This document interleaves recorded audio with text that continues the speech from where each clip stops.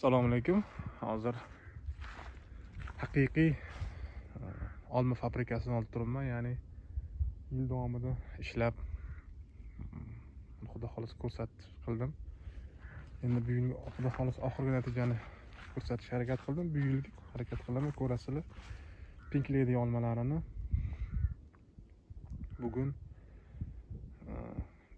kundagi holat, ya'ni 1 noyabrdagi holatini ko'rsataman. Uje pishdi, xudo xolasa. 1 kilosi uchun 8000 so'mdan narx berib terib ketishyapti. O'zingizlar ko'rib baho berasizlar olmalarni.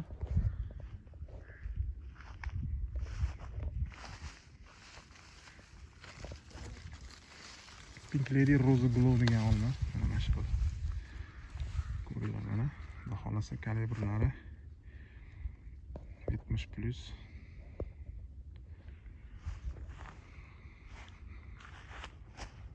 O'zbekiston iqlimiga to'liq mos keladigan ko'chatlar.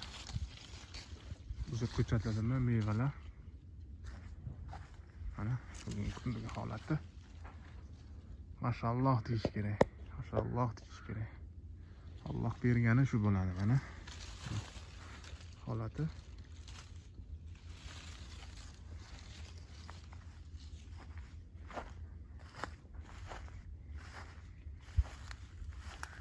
Mashalloh deyish kerak bularga faqat.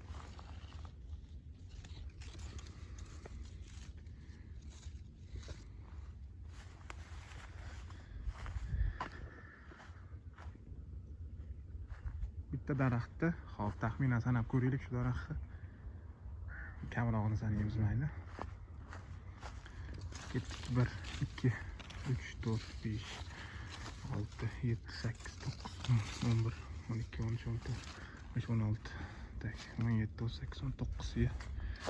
20, 21, 22, 23, 24, 25, 26, 27, 28, 29, 30, 31, 32, 33, 35, 35, 36, 37, 38, 39, 40, 41, 42, 43, 45 ta meva. Taxminan 45 ta meva bo'lsa, hop, hisoblab beraman. Bitta mevani og'irligi 175 grammdan. Ko'paytiramiz 45 donaga. 8 kilo. 1 gektarda bu yerda 1100 ta daraxt bor.